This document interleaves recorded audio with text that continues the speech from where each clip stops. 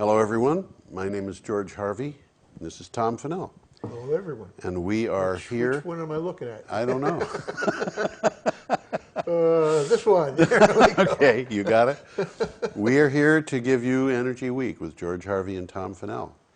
And just as a matter of explanation for anybody who doesn't know, I get up every morning at 4 o'clock and look at the news until about 8. And I do web searches on news on energy and global warming for a blog that I keep, geoharvey.wordpress.com.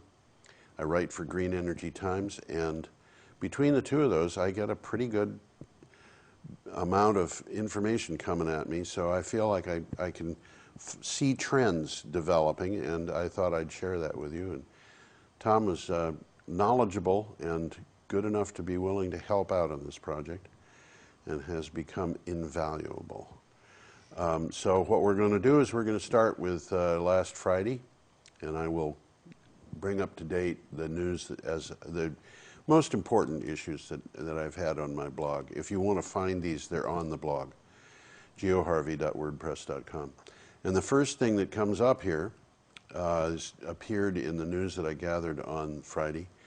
Chicago-based Exelon Corporation said on Thursday in a conference call following its quarterly earnings results that it will shut down nuclear plants to save money if it doesn't see a path to steady profits this year. What do we got there? This is one of what's going on? This is what's called a glitch. The glitch is what's in the background. Gone. Ah, the glitch is gone. It came back again. Is that anything like the thrill is gone? The thrill is gone with nuclear. Well, this is one of those plants that is scheduled to be shut down. Yeah. The Byron Nuclear Plant in northwestern Illinois. Yeah, there's a bunch of plants that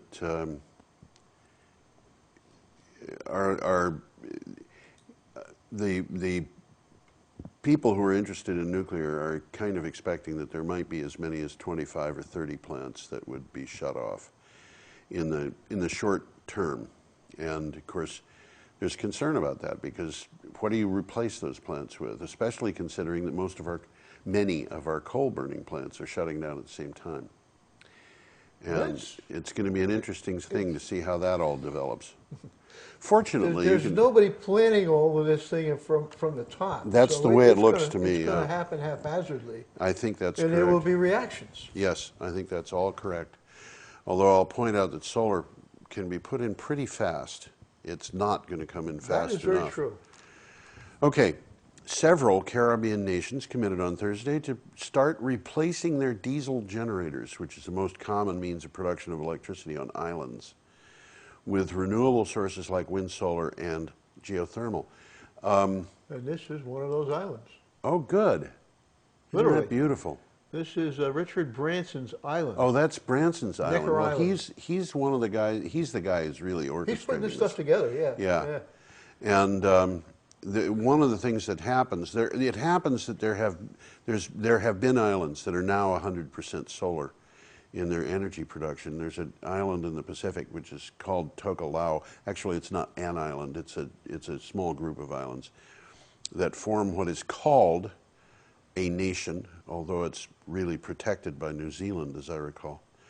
And they are 100% solar, and they're able to live with 100% solar. Yeah. Battery backup, and then in addition to that, for emergencies, they have diesel generators that are running on biodiesel, so it's 100% renewable one way or the other. And there's some islands up in the North Sea that are owned by Denmark that are 100% wind. Yes, that's right. Yeah.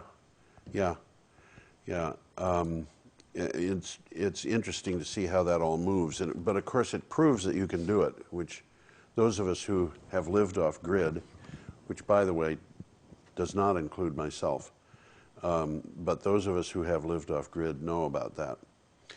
IKEA's energy program dedicates over $2 billion, 3 times as much as originally planned, to clean energy investment through 2015.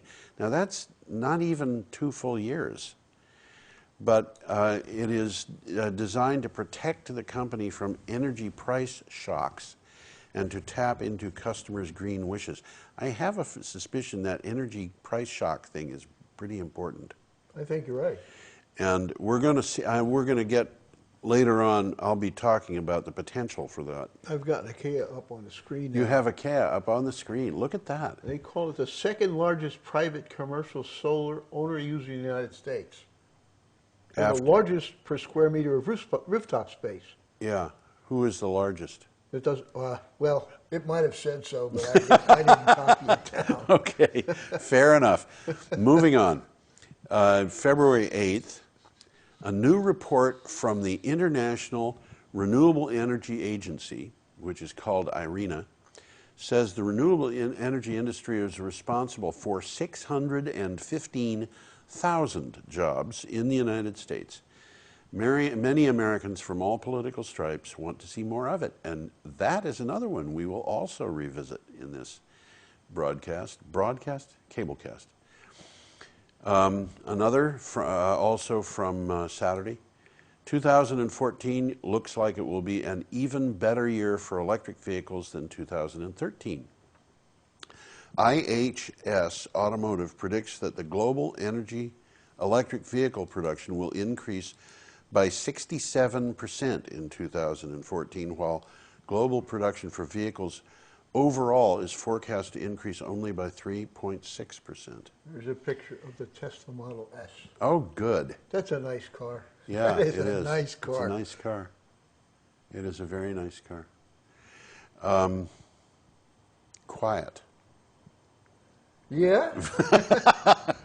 I've been reading that they're thinking about putting in some sort of noisemaker because these cars are so quiet pedestrians can't hear them. Yeah, that's right. Yeah, that's right. I used to go down to the Northfield Drive-In in my Prius.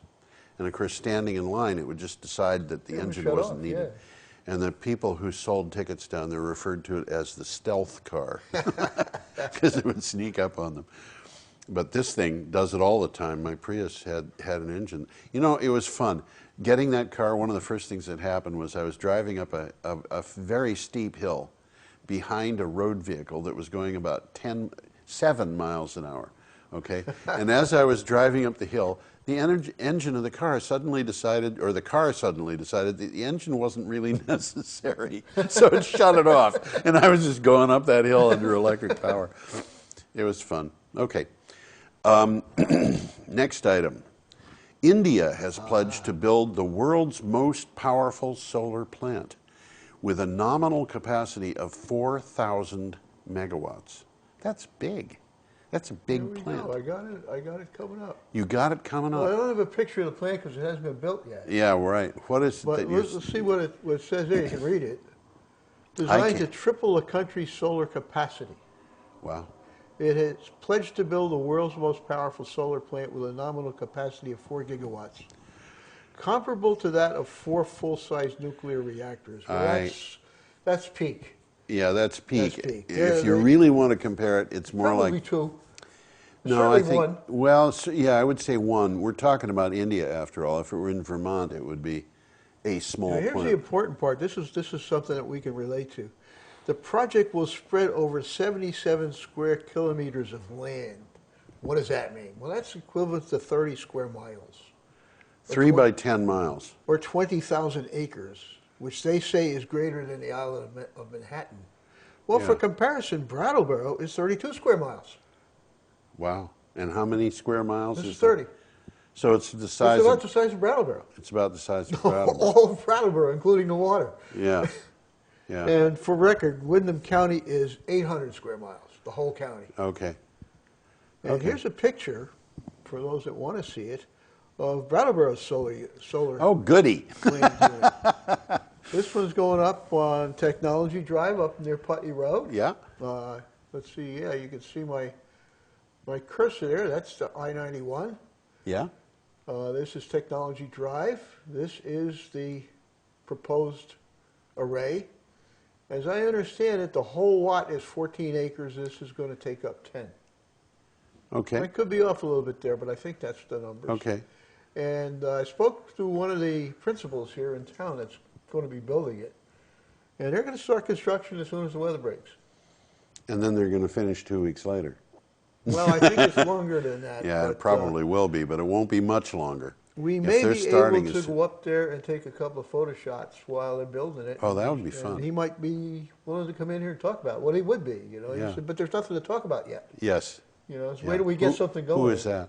I can't remember his name. Ian something or other, I think. Okay. Andy K? Andy K. Okay. Yeah, Andy K. That's Yeah. who it is. Nice fellow. So this Or is at the least plan. in my experience, yes. So there is the plant. Yeah, I'll put it back up. Okay. Next item. Are we ready for the next item? Well, This is also from Saturday. no, this is something I was going to talk about. Oh, okay. Talk about it. Well, is this the next item? I don't know. India? We're still in We're India? if that's India, we're still in India. I can't see very well, so Okay, I'll bring it up. is that in India? That's in India. The pumps are. Oh, yeah. Well, that we haven't got to that Haven't one got yet. to that no, one yet. no, we will get to it though. Okay. Yeah, that is very cool. And the next item on here is Sumitomo Corporation has developed and installed the world's first large-scale power storage system, which utilizes used batteries collected from EVs. I read that. I wasn't able to get a picture of a used battery. These but- batteries for EVs, you know, they're Yeah, huge. huge, and when they are old for the EV and have to be swapped out, they still have They about still have 60 a or lot of 70% of their life. useful life. Yeah, yeah. So you can put them in houses for battery Backup. backup, off-grid houses, for example, battery backup, grid-tied houses, or for grid storage. And when you think about this, think about, you know, I don't know how many millions of cars there are in the United States, but my bet is it's 150 million or something. I wouldn't bet against it. But over 100 million. And if a quarter of our fleet were electric, the batteries in those cars, which are going to get swapped out periodically, would be able to store a huge amount of power. Oh, absolutely. I mean, enough to keep the country going for a long time. Well, and by a long time, I mean hours, not days. Well, this right now is a pilot program. Yes, that's right. There's not enough used batteries out there, to There make it isn't a enough. practical thing yet. Nevertheless, But that's coming. it's coming. I've been reading that they're saying that the EVs are going to be dominating the vehicle market by 2020. And personally, I think that's probably very true. Well, one of the big advantages that people aren't really even talking about it yet is the maintenance. The only real significant maintenance cost now is replacing that battery. Yes. You have to do like about every 5 years or And the so. second most significant is replacing the The tires. tires, yeah. No mufflers, no tune-ups, no Yeah. carburetors. Yeah. None of that stuff. And yeah. people are going to start realizing that. And of course, the price of batteries is going to go down. Well, there's another thing too, and that is the price of oil is going to go up. And the price of oil is going to get up. And you'll probably, in the not too distant future, be able to lease your battery. That's an interesting point. If they got a secondary use for that battery, you can bet that market's going to Yeah, pop up. interesting point. Okay. A new process for creation of gasoline-like fuels from cellulosic plant materials, waste materials, has been developed by researchers from UC Davis. Cellulosic plant waste is in plentiful supply. You can turn your old lettuce into gasoline. And you know, here again, it costs $2 a gallon to get the shale oil out of the ground. Just out of the ground. They And can it's deliver. It's still like tar. Yeah, it's still like tar. It's the worst oil you can get. This stuff they can deliver to market, according to ITRI, for $2 a gallon. So how is the oil industry going to survive? Let's keep going. This is from the 9th. At a cost of $8 billion. This has been in the news for a long time, but it's fascinating nonetheless. At the cost of $8 billion, a 3,000 megawatt wind farm is being developed on a cattle ranch in Wyoming. Transmission lines will carry the power to Southern California, and they're expecting to start construction in 2015. the estimate is that this will save ratepayers in California $750 million a year. So an $8 billion investment by a private enterprise organization that's using that to make money is going to save people in Southern California $750 million a year. And he's going to be building this in Wyoming? In Wyoming, yeah. And It's a he's long gonna have line. a private transmission line. I have no idea how that transmission line is going to work. I mean, the state of California is very interested in this project, as you can imagine. It's just interesting that this concept exists. You Yeah. can generate power in Wyoming, bring it to Well, California, you know, and save money. I was talking with a friend of mine who said something about a nuclear plant being built possibly on Hudson's Bay. And I said, Hudson's Bay? Why would they build a nuclear plant on Hudson's Bay? Because there's nobody there. There's nobody there. He said, for the New York market. Yeah. They want to close Indian Point. They need power. Build a nuclear power plant on Hudson's Bay. And I said to him, that's kind of far, isn't it?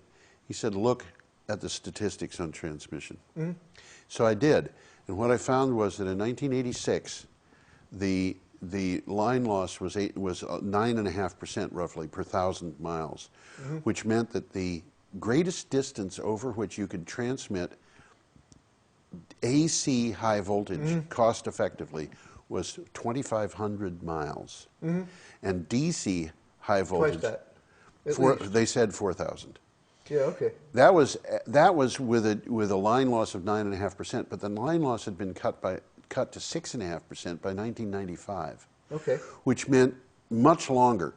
Now, the most recent technology uses superconductors, and we're talking about line losses of 2.5% per 1,000 miles. You could literally, if you had the lines, you could generate power anywhere on Earth and deliver it to anywhere on Earth, cost effectively. We're pushing the envelope there on the cryogenic stuff.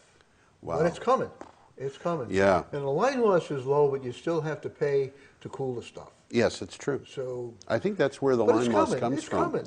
Is the electricity well, there's needed? almost no line loss. Yeah. And there's, when you So- approach and the absolute zero. 2.5% is what it takes to keep it at It might absolute be. zero. I haven't checked the numbers, Yeah. but it might be. But it's coming. Yeah. It's coming. So what they say sounds ridiculous, but it's not. We're just think about computers. We're in a new world. Think about airplanes. We're in a new world. Things are not what they were in 1900. Yeah. Absolutely.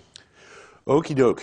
Biofuel companies rev up while oil co's sputter. What's going on? Aren't biofuels supposed to be dead and fracking changing everything forever in gas and oil? Yet public oil companies languish while bellwether renewable fuel equities are on the rise. This is obviously a piece that was designed to be investment advice. Yeah, I'm that's not sure what's the happening. Investors are listening to this stuff anymore. Some of them are. Yeah, some of them Yeah, are. I mean, you look at that thing that Ceres organized. Those were investors down there. $12 trillion worth of investors saying But they're looking at investing in renewables. they are indeed, and they're looking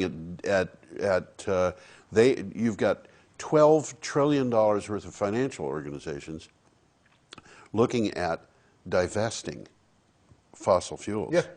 This is a very I think that's big what I was deal. leading up to. I think we were saying the same thing, but didn't know it. Yeah. And so it's going to be interesting to see how that develops, because I have a feeling that's going to start going big time this year. I think I read the piece that you're talking about. I think it was in Forbes. There's been a lot about that. Well, I was reading this guy, and I said, what world is he living in? I mean, everything he said was right 20 years ago. Yeah. Well, that's part of the problem. It is, yeah. It really is part of the problem. Yeah. Okay. Now, this is, again, the result of Richard Branson's work, and we were looking a moment ago at the picture of the island. Island in the Caribbean. Political there. delegations from several Caribbean islands who gathered at his private isle have committed to working with his renewable energy nonprofit organization and moving at a faster pace to cut their dependence on fossil fuels. This is just more of the same. the cost of fuel on these islands is excruciatingly high because of the transportation that has to be done to get it there. People on Hawaii, for example, and they're better off than a lot of islands. I got it up again. I could live there and pay higher price for my Well, that's power. what I think. That's the attitude that people on Hawaii have. You know, Yeah, my yeah. parents lived on Hawaii, Uh-huh. and they loved it until all the noise. Noise. Yeah, the Japs bombing Pearl Harbor I woke would them up. imagine that get on your nerves. Woke them up. Yeah. Yeah. Oh well. It was Japs in those days. Today it's Yeah, you can't say Japanese. that anymore. You can't say that anymore. I apologize. From the depths of my heart, I apologize. And I will probably continue to apologize for the same thing for the rest of my life because that's the way I was raised. Okay, nothing mean about it. This from the 11th, and this is an interesting article to me. The Louisiana Democratic Party is supporting lawsuits demanding that 97 oil and gas companies pay for damages to the state's marshes that led to coastal wetlands loss and contributed to higher storm surges during hurricanes.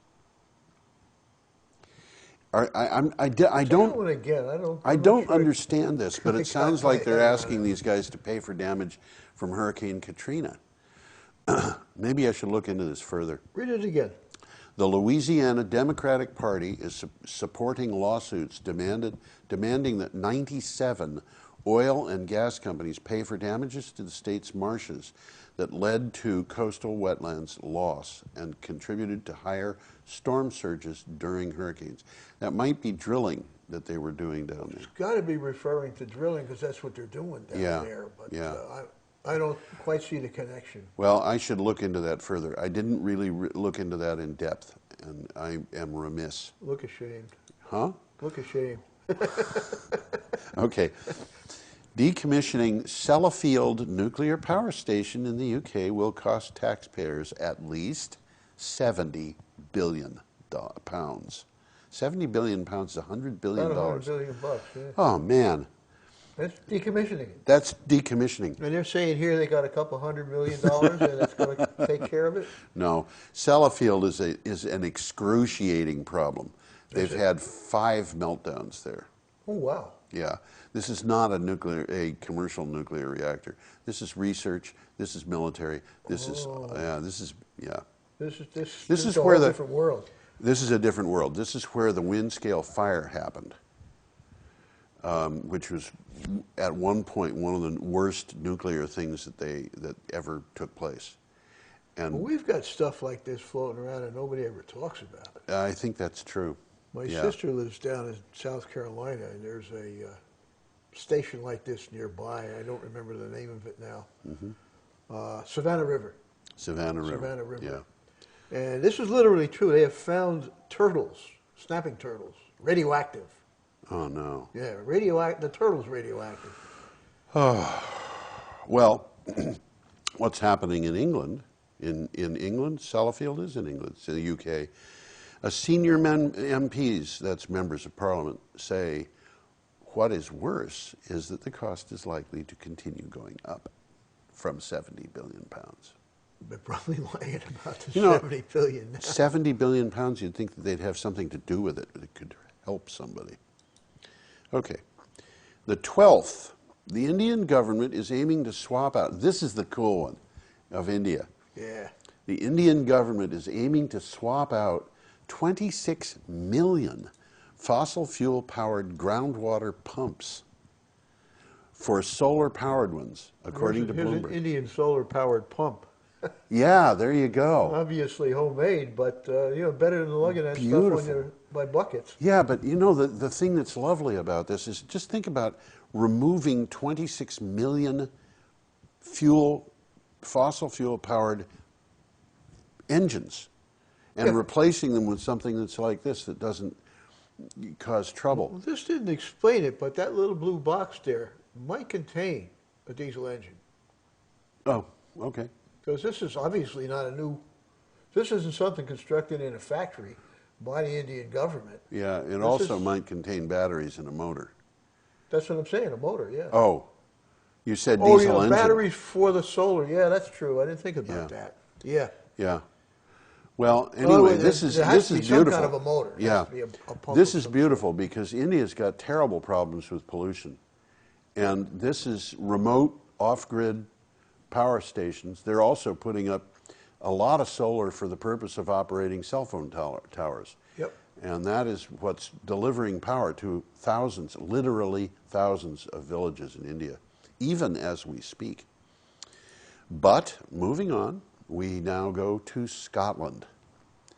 And our favorite target, Donald. I don't have a picture for you. No picture of Donald Trump. In his latest action to prevent a wind farm from being built off the coast of Aberdeen, within sight of his Scottish golf resort, Donald Trump has once more been rebuffed by a Scottish court. He claimed his human rights were being violated. It didn't work.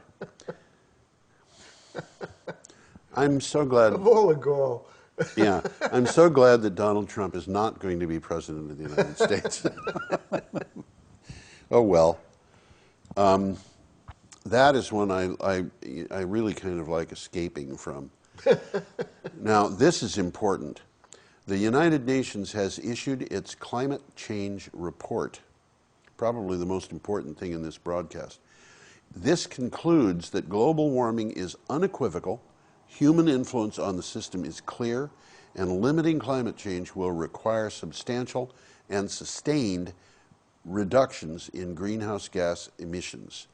They are saying there is no question about it. Yeah. It's us, guys, and we're doing it, and we got to stop. We can't keep denying it. We can't keep I don't know where denying. this picture is, but it's quite pretty. Yeah, it is, but it's Might be also very Antarctica, close. might be Greenland. That right there looks to me like glaciers. Yeah, yeah, yeah, yep. And This particular picture came from the article you're quoting. Oh, okay, all right. Which was in Energy Collective, and you can find it online by going to the blog, and you can click on a link to it. I have a friend who is a denier, and I don't know that he's still a denier or not after this thing from the UN, but he says the whole thing about global warming is a socialist plot to take the world over by taking over the means of production. Okay. That's what he says. All right. Yeah. Of course, he's in disagreement with 97% of I don't want to say he's in disagreement with 97% of scientists. He's in disagreement of 90% with 90% of the scientists polled who expressed an opinion. Mm-hmm. And there's a guy last year who did an analysis of 2,500 articles. We talked about this in a previous broadcast. There was only one person who said that global warming was not happening, or possibly not. It was happening, but it wasn't man-made. And he admitted that he had a reason for saying that had nothing to do with science and everything to do with an admission that it was happening would have serious effects on the Russian economy. I don't know what to say about that. Okay, now this is an article that was an opinion piece that appeared yesterday, I think. I've got a note here that's wrong. Yes, yesterday. Amory Lovins wrote this. It is called "Renewables Disruption of the Utility Business Model is a Good Thing." I read that. And he says renewables were 69% of new capacity added in 2012 in Europe and 49% in the United States. Not surprisingly, this threatens outmoded business models and fossil fuel generation. We've laughed about this in the past, but when I read that, I thought to myself, there's going to be people who are hurt by this. Oh, they yeah. really are. Oh, yeah. And a lot of them are perfectly innocent people. Absolutely. At least in the sense that they didn't know that they were doing anything wrong when they hopped into their car and went for a joyride. But in his article, he mentioned that this kind of stuff happens regularly, and he mentioned two things: cell phones. Look what it did to the landline telephone business. Yeah, absolutely. And photographs. Look what it did to Kodak. Yeah, It shouldn't even in business anymore. You mean The film. The digital Digital photographs have photography. eliminated the need for film. Well, certainly computers like this thing have eliminated slide rules, which is something that I deeply regret because I loved slide rules. I have a collection of slide rules. I'll give free classes. I'll give free classes on how to use slide rules to anybody who wants one. I've always loved slide rules ever since I figured out how they worked. I read something one time where somebody was talking about a mathematical solution of a problem, and they said this had to have been done by a stenographer. The calculations were done with a slide rule. SLYDROOL. Oh, no. I'll tell you, though, I have a slide rule somewhere amongst my things. Wipe your chin. Wipe my chin? I have a slide rule. Slide rule? Yeah, wipe my chin. I have a slide rule that was manufactured, believe it or not, in Leningrad during the siege. Oh, yeah? Yeah. Huh. Amazing. Oh, somebody had to make a living there somehow. Okay. Now this is very cool. Citing the levelized cost of energy data from the National Renewable Energy Lab, which is a part of the DOE, the Department of Energy says that the average price for utility scale PV project dropped from 21 cents per kilowatt hour in 2010 to 11 cents per kilowatt hour at the end of 2013. I got that graph. Oh man, just think about this for a moment. That means that we're on the verge of having utility grade, utility scale PVs at That's a good price. grid parity. We're almost there. We're almost there. And in some parts of the United States, we are there, well past there. I mean, if you think about Hawaii, we were talking about it earlier. In Hawaii, 21 cents per kilowatt hour is like a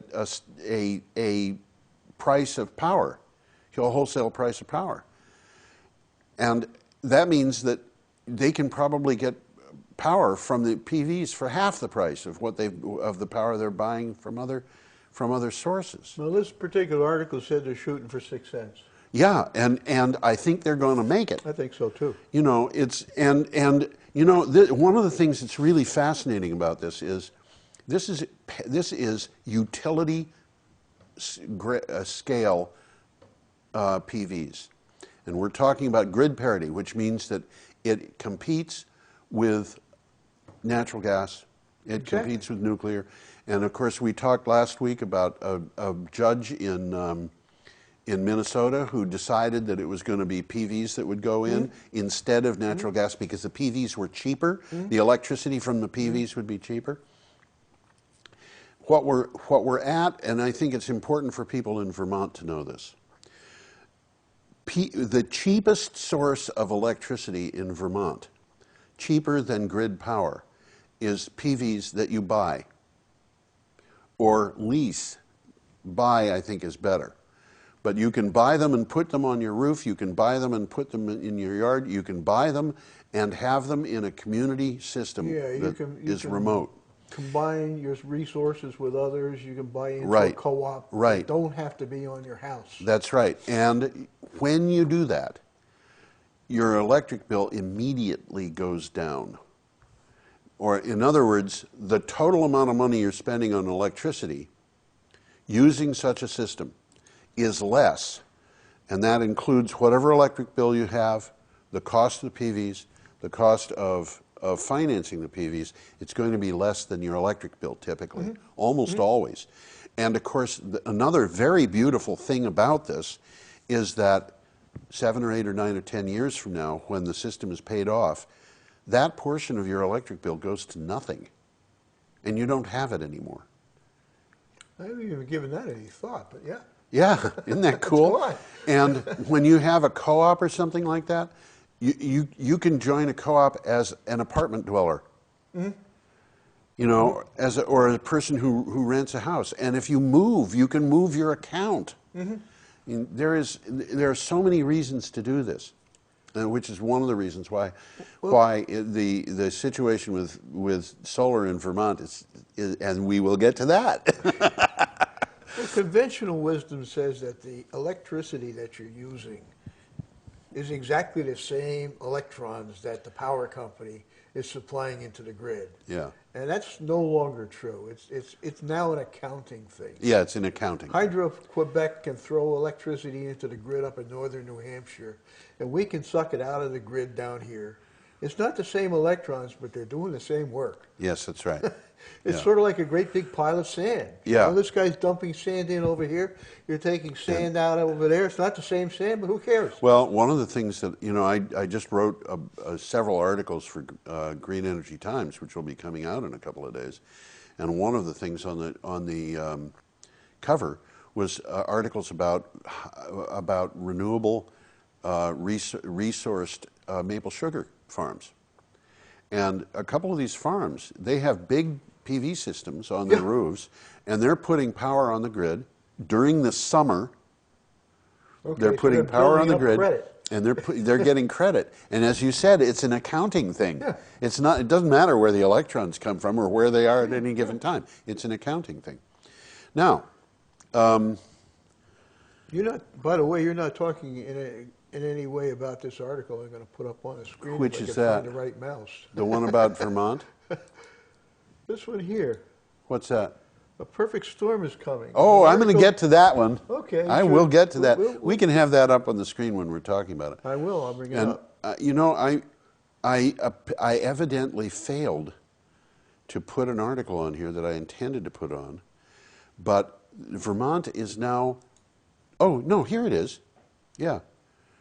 The Solar Foundation says that Vermont is ranked #1 in solar jobs per capita. I saw that. Yeah, I didn't have any pictures to take. So This is so cool. It's because people can get, and of course, the position of Green Mountain Power on this is really nice. Yeah, they're yeah, you want to do this? They're Great.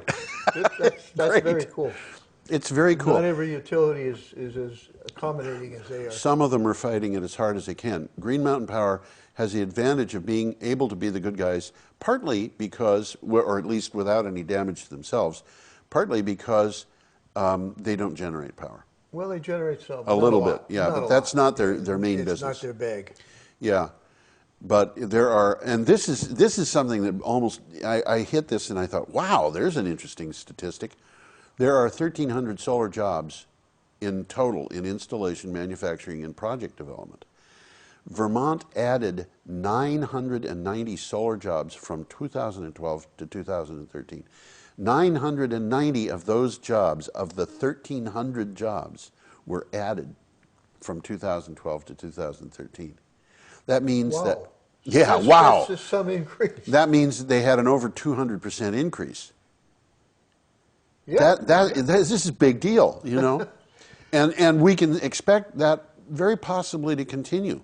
Hey, if there's any young people listening to this, Yeah. and you're graduating from high school, you're graduating from college, My suggestion, learn solar. yeah, don't Learn go into solar. nuclear engineering.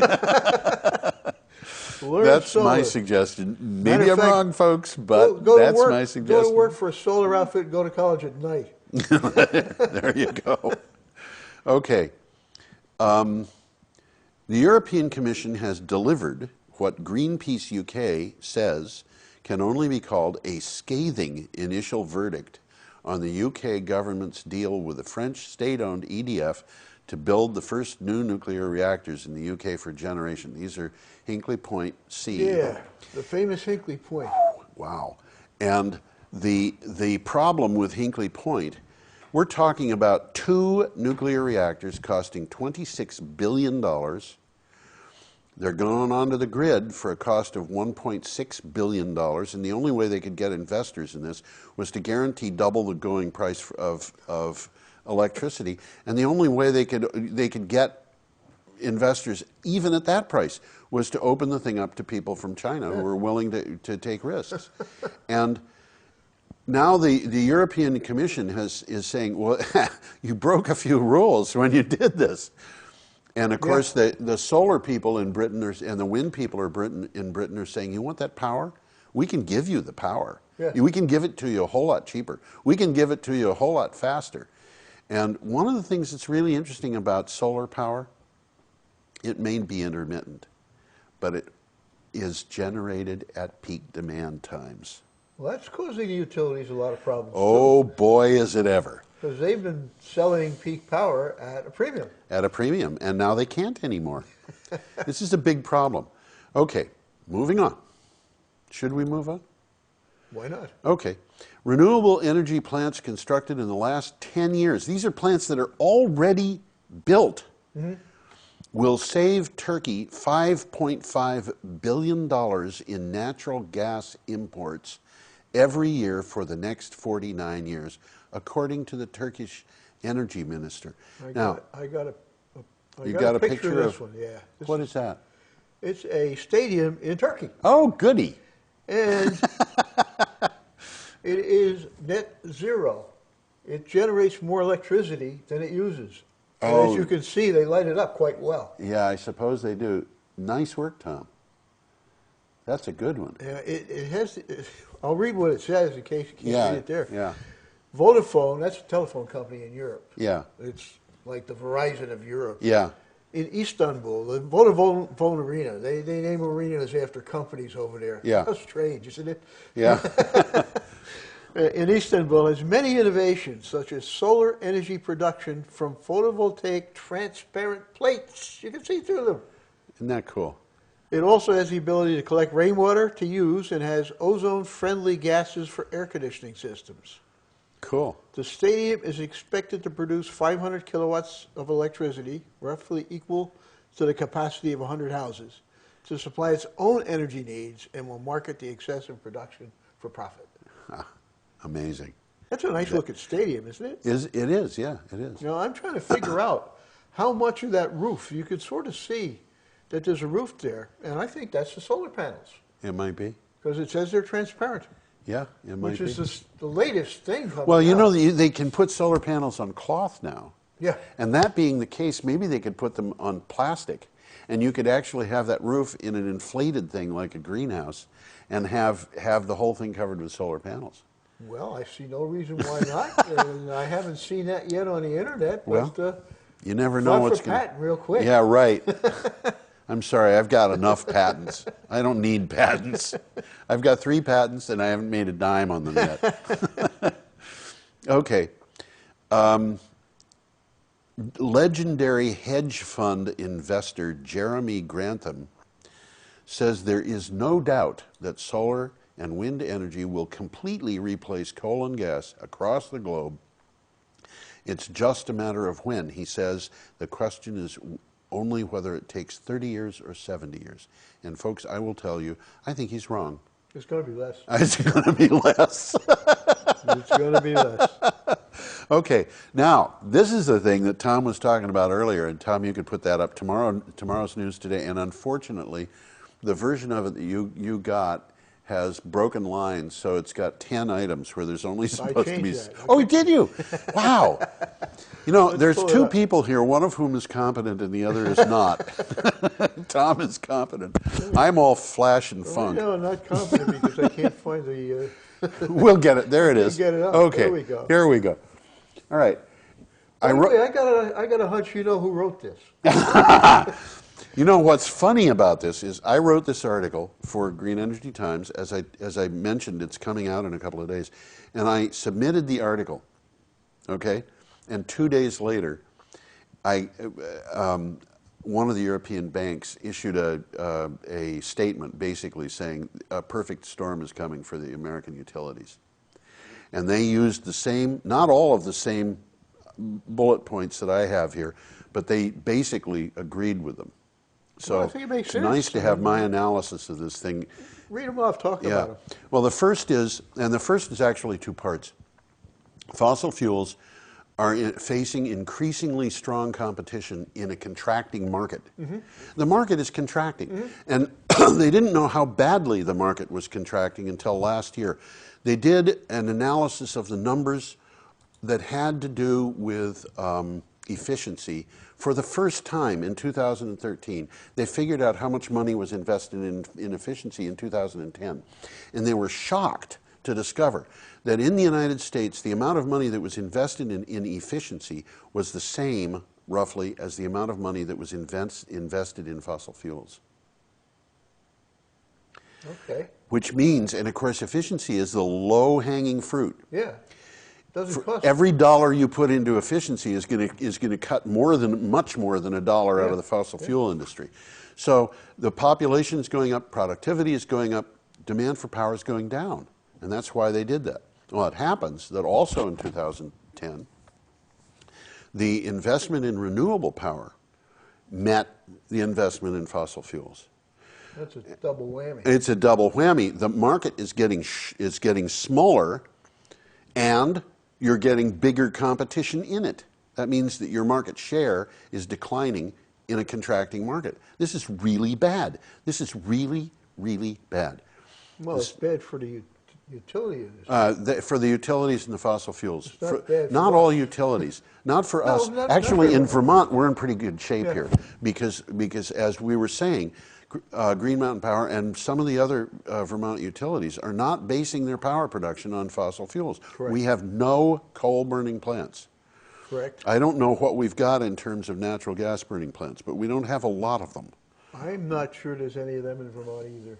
I believe the plant up in Burlington is capable of burning natural gas, but that's not their normal. Oh, what do they burn? Wood. Oh, they burn wood. They're probably gasifying the wood. They're not. Oh, they're not. Okay. They've got a gasifier installed. And they're not using it. I talked to the engineer up there, and he called it a science project. Ah, okay. So it's Well, still there. some of them can do that. It's still there. Maybe It we can should. do it, but it wasn't fitting their business model. Yeah. So it's. I Maybe guess we should get that and bring it down to Brattleboro. It might be for sale. Okay. I was going to say something about Burlington Electric Company, though. Okay. They just bought a hydro dam Yes. in Winooski. Yes. And by the time this comes online, which should be about a year and a half, they will be 100% renewable. Yes. Yeah. Yeah. I read that. Yeah. That's the kind of cool. Okay. Number 2 item in this list is fossil fuels are seeing customers turn into competitors. Well, Wow. you saw IKEA's roof. IKEA's roof, Intel Okay. is a big one. Walmart is huge on this. And they're moving along. They're moving along.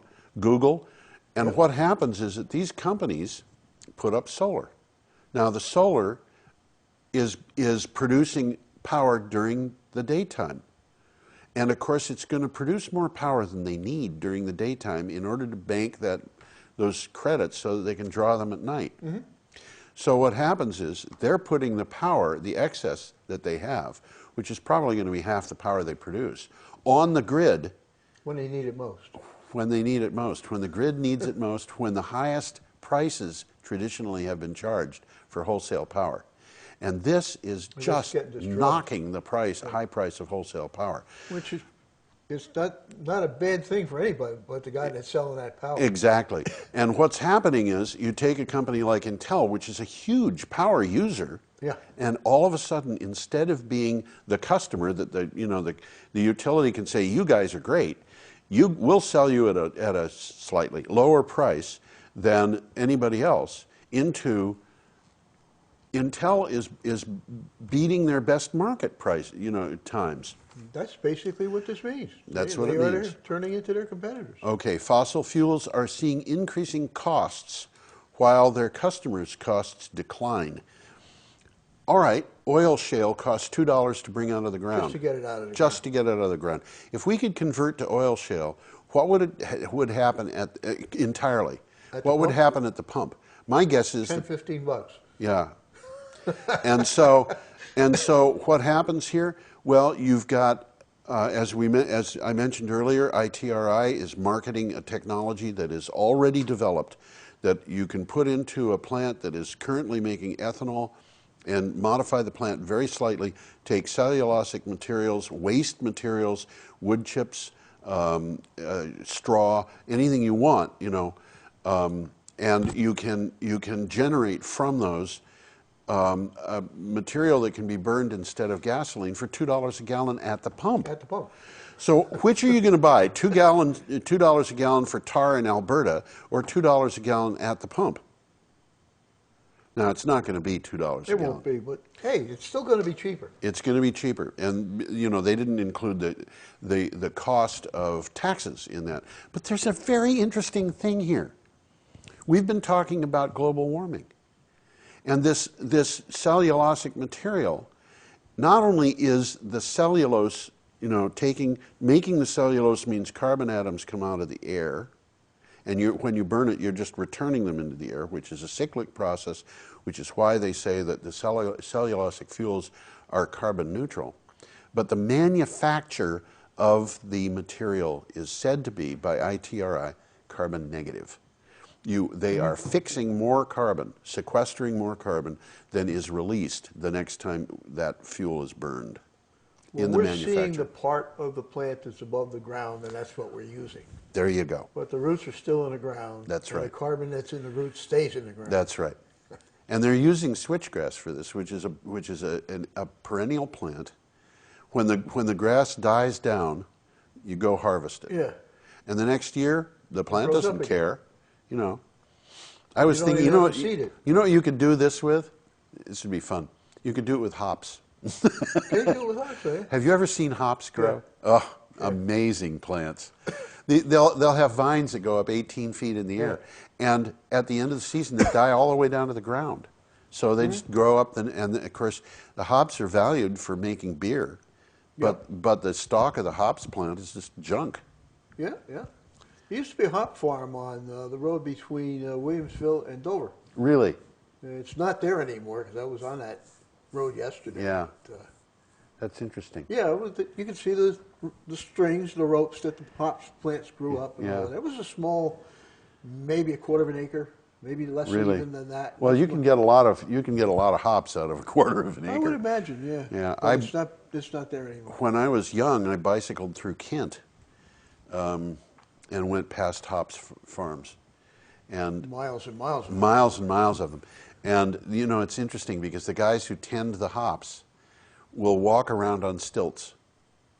Okay. Really, you know, believe they're it, yeah. 10 feet up That in the makes air, sense. but they're walking around on stilts. Okay. Next item. Fossil fuels are having more trouble getting financing, and at the same time, renewables are finding funding easier. That's an interesting development. The World Bank has said we're not going to loan any more money for coal. My bet, they're going to stop loaning money for shale oil and fracking and materials like that. And by the way, you know, I'm just going to mention here, look at Shell Oil, all right? They have pulled out of fracking. They're no longer up to? They're divesting from all sorts of stuff. They have pulled back from fracking. They've pulled back from shale oil. They've pulled back from Arctic drilling. They were going to build a gas plant in Louisiana for a couple $2 billion that was going to turn gas into liquid fuels. They got rid of that. These people are basically, and now yesterday I think I read an article saying that they were really, the article wasn't all that clear, so I didn't put it in this. They are really going after renewables. Shell is. Chesapeake, which is the second largest fracking company in the United States, is no longer looking for new fields. They are no longer drilling. They're only going to take the gas that they've got coming out of the ground. The fracking, $2 a gallon we've been talking about. I've seen projections that it would go to $3. The prices are going up. Meantime, what's happening to the price of renewables? Well, we saw what was happening to the price of solar. But another thing too, wind turbines that have already been installed. Last week, 402, I think it was 402, it might have been more than that, but it was over 400, not much over 400. Wind turbines, GE wind turbines, were going to get upgrades. Yeah. Software We upgrades. Yep. Software upgrades. I don't know, maybe they distributed these things on CDs, but it was a 10% increase in the amount of power coming out of the wind turbine because of software. Just changing the CD. Amazing, amazing. What does this do to the fossil fuel industry? Okay, next item. Oh, did you want to say something? I was just going to mention something that back in, I think, the 80s, when people were just becoming aware of solar. Yeah. And it was still very expensive. It was not much Very more than a expensive. laboratory experiment. Yeah. the energy companies were heavily buying into solar companies. Yes. And BP inside did of a that. period of about 5 years, these solar companies weren't there anymore. Now, I don't know if the energy companies deliberately closed them or they weren't seeing the You rate of sound return they like wanted or what. conspiracy theory. I don't know what was going on. Yeah. But they're out, they got out of the solar market. Now they seem to be getting back in, They're which I getting, think is very appropriate for them to do. I think it is, yeah. Some of them are doing it, others are not. Yeah. And this, during the course of this broadcast, I've been thinking about this issue. I know there are going to be people who are saying, solar and wind, you can't do that. They're intermittent power. Yep. And that's the next, That's the next thing you're going to coming talk up. about. The old ideas about intermittent power, it turns out they're not right. Well, nobody foresaw, and it hasn't happened totally yet, the smart grid, Yeah. where all of these things are balanced automatically by computers. Yeah. And we have the technology now. Yep. It's in the process of being implemented. That's right. Just because it makes sense. We could buy wind power that's from wind that's blowing in North Dakota. Well, we talked about that before. the- Nobody cares where the electrons are coming from. Exactly. There is a big contract between wind farms in Kansas and the state of Alabama. And, the electrons are being shipped one at a time to Alabama. First class mail. But another thing that people don't realize is that the old paradigm of power production dates back to the beginning of or the first half of the 20th century. Oh, yeah. And the way this works is, J.P. Morgan. yeah, the power plants are huge in order to take efficiency of get efficiency of scale. They're built close to the markets, and they're built a little bit bigger than the maximum amount the market will demand. But because they're huge, they have to be going flat out all the time. At night, when the power prices are low, they have to be going at 100%. Vermont Yankee is like this. You cannot turn it down. Correct. You can turn it down, but it'll take days to get it back. You can't turn it down and take advantage of the next day's peak demand. So you sell power at low prices, sometimes for nothing, sometimes for negative prices at night, in order to be able keep going. just to keep getting and get those big high prices during the daytime that are being slammed by solar. And in the meantime, wind is coming in. And it's even making the nighttime prices lower, so they're typically going negative. And these big power companies are just suffering, which is why Exelon is saying we may have to shut these plants down. Well, what's the problem? It isn't solar and wind, folks. It's the old paradigm. The old model is It old. doesn't work. It's very bad match. And in the meantime, as you said, you can have a computer that's... The problem with wind, too much of it. Too much power when it's designed properly. What do you do with too much power? Well, with wind, it's easy. If there's too much power on the grid, you say, turn that turbine off, turn that turbine off, and the turbines furl, and they stop turning.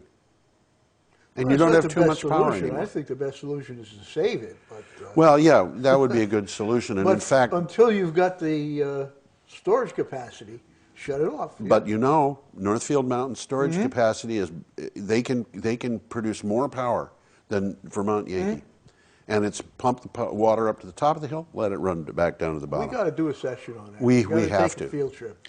And the final thing is the political and financial pressures against fossil fuel and nuclear is increasing with compelling reasons for action soon. The UN is saying, stop subsidizing these people. Yep. And it's talking to the nations. You're giving $535 billion a year, up to $1.9 trillion a year to the fossil fuel companies. Based on what? Why would you be putting that money into them? If you put it into renewables, getting out of the global warming problems that we're in is going to be easy. So there you go. You got one more you forgot. One more I forgot. What's that? Even in the transportation sector, fossil fuels are set to lose ground. Absolutely. Yeah. We are coming up on the end of the hour, I think. And so I want to part with the idea that if I honestly think this set of 7 things that we have, this is a perfect storm. And what we're going to see, I believe, is that most probably this year, possibly next year or the year after, but most probably this year, we're going to see a meltdown in the fossil fuel and the utilities, and I'm not talking about a nuclear meltdown. I'm talking about something that's going to look more like, yeah, it's going to look more like the subprime mortgage problems. Oh my God. And it's going to hurt people.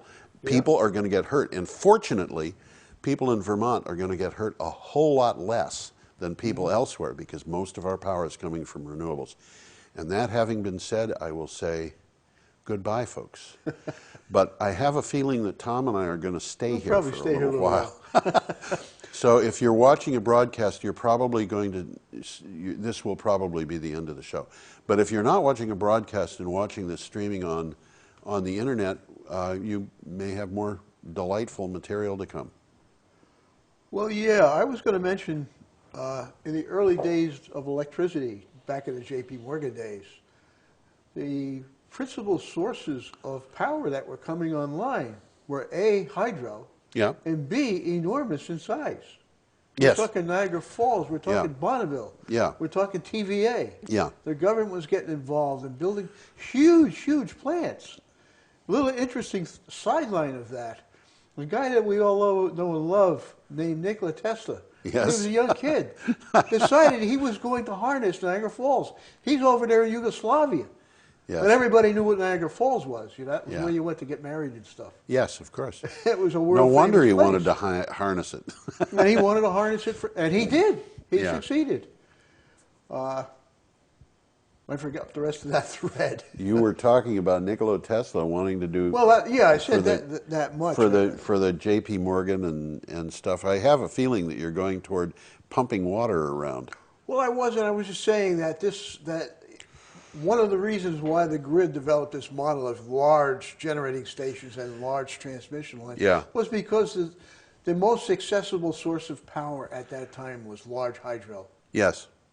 And of course, over the years that has changed. Coal came in and oil eventually came in and stuff like that. The coal-burning plants depended upon coal that was being delivered by barge and by train. By train, And so they had to have... dirty coal. Yeah, but they had to have railroad sidings. Yep. So you could conceivably have a coal-burning plant in Brattleboro, but you wouldn't have one in Wilmington. No. You'd have to. You could do it in Brattleboro because we had railroad siding. But well, actually, there were railroads going up to Wilmington. Were there? The entire area in the Sunderland area was virgin forest. In the early part of the 20th century, we're talking huge trees. Yeah. Early part of the 20th century, they went up there to exploit that virgin forest. And they ran railroad tracks right up in the middle of nowhere. And the paths of the tracks, the rails are gone, but the paths of the tracks are still there to make interesting walking trails. Yeah, I bet. Are they, but those must have been narrow gauge Some of them were. And they may have all been, but definitely some of them were. Yeah, and they would have been steeper than you usually have on. Not necessarily. A lot of that land's flat. Oh, really? Yeah, a lot of that land is flat. I can tell you, I was hiking in there one time, in the middle of nowhere, and I found a black rock. It was cold. What the hell is it doing up here in the middle of nowhere? Had to have had something to do with the trains, so I would expect they'd have burned wood. Well, it might have been that they were delivering coal to something.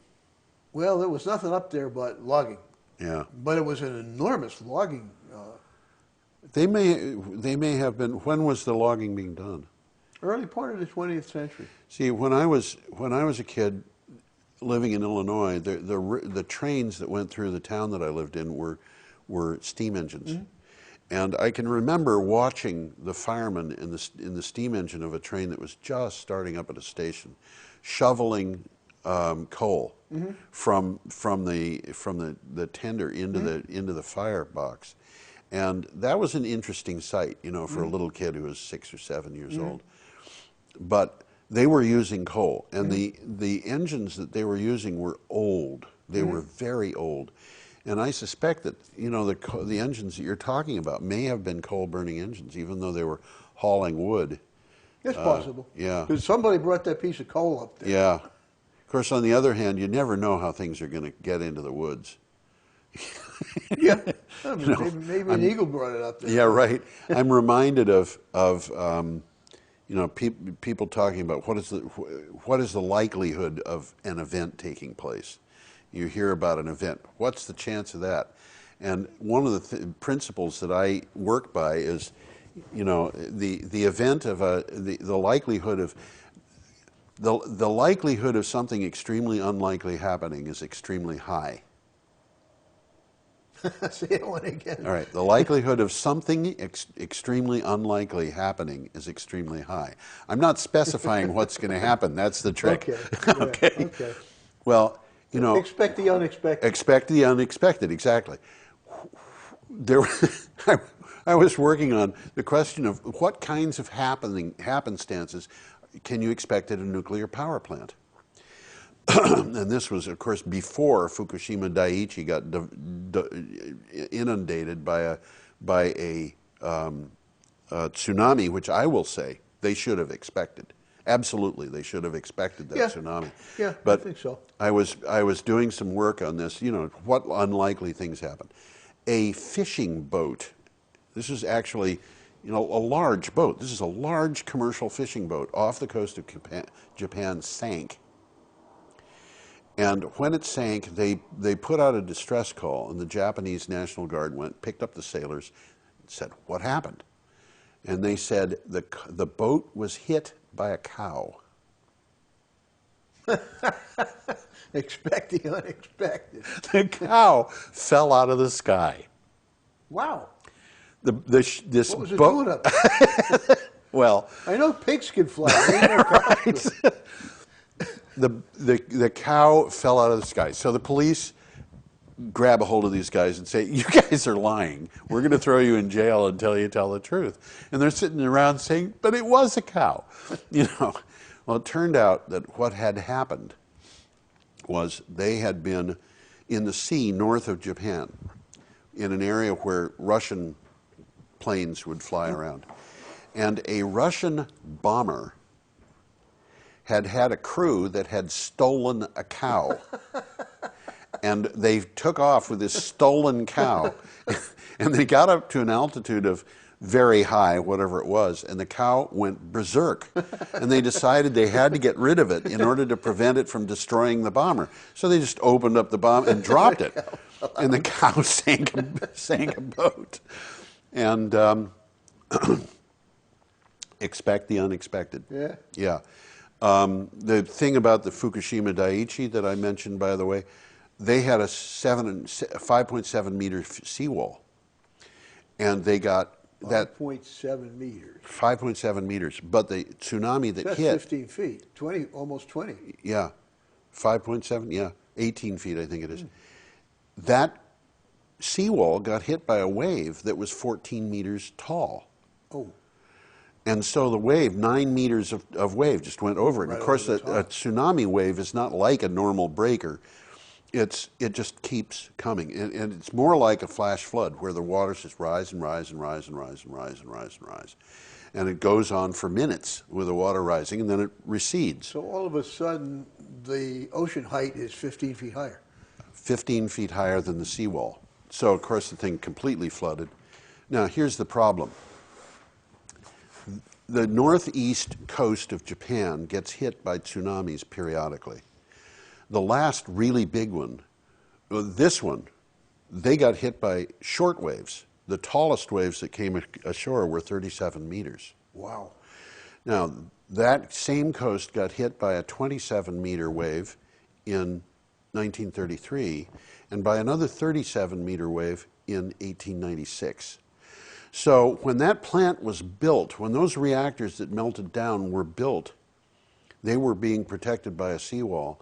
And the people who designed that seawall should have known. They should have known that this was possible. That this was possible, and really, They there was. probably did. Yeah, they probably. And the guy with the bean counter said, "We can't spend that kind." Exactly, exactly. And so what happens is,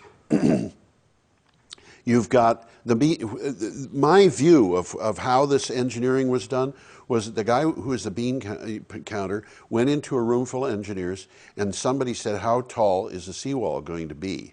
And he said, "Well, how tall can it be for X amount of money?" And they said, "Oh, 5.7 meters. That's what we'll do." And that is, just horrible engineering. horrible engineering. Absolutely. It's culpable. It's culpable, yes. Yeah. That's a good point. And there's a lot of things. I mean, nobody has said this is why it happened, but it's clear when you look at the history of the tsunamis in that area that that was the problem. To me, it's clear. But what actually happened at Fukushima? Do you know? Do we know what happened at Fukushima? I don't know whether we know. I think we don't know. We don't know. We know that reactors numbers 1, 2, and 3 all melted down. We don't know exactly what that means. We know that at least one of them got a hole in it because we've got radioactive stuff all over the place. We know that buildings 1, 3, and 4 all blew up. We know that building 1 and building 4 blew up with lateral blasts that were white smoke. We know that when building 3 blew up... What does the white smoke imply? They're saying that that's a hydrogen gas in the building blowing up and it made steam. Okay. When building 3 blew up, it wasn't a lateral blast with white smoke. It was a very powerful vertical blast with black smoke. What does that tell you? I'm not sure. I'm not sure either, but I have a guess. The New York Times ran an article on the front page that said fuel fragments had been found 1.5 miles from the plant. I have read that. Yeah. Okay. Now, people were saying, oh, no, this really isn't true. Can't happen. Can't happen. Okay. How could it happen? In July of 2011, and my recollection is, this is going to tell you something about how my mind works. My recollection is it had to have been July 17th or July 19th, but I don't remember which. And the reason is because I remember it as a number between 15 and 20 that was a prime number. What does that mean about me? I don't know. But there was an NRC conference call. And in the course of that conference call, they were talking about the spent fuel pools, and they said the spent fuel pools all behaved perfectly. Everything at the spent fuel pools happened exactly the way it was supposed to. So Ray Shaddis, who is a consultant for the New England Coalition, which is based here in Brattleboro, I mean, I know of him. asked a question. And his question was, if the spent fuel pools behaved correctly, where did the fuel fragments come from that were found 1.5 miles from the plant? He asks embarrassing questions. Yes. Doesn't he? Now, you would have expected the guys at the NRC to say, oh, there wasn't any fuel found 1.5 miles from the plant, but that isn't what they said. They said, oh, that fuel couldn't have come from a spent fuel pool. It had too much radioactive iodine in it to have come from a spent fuel pool. It was recently in a critical situation. Open mouth and Oh, my gosh. So he said, are you telling me that that was ejected from a reactor? And he was cut off. Wow. Now, we have recordings of that conversation. You can hear it. If you go to the NRC site and you look for Ray Shaddis and about that date, you'll find the transcript, but the transcript doesn't have all that information in it. Some of it has been surgically removed. And, well, it wasn't even redacted. They didn't say it's there, but we won't tell you what it is. They didn't even say it was there. They just said it wasn't there.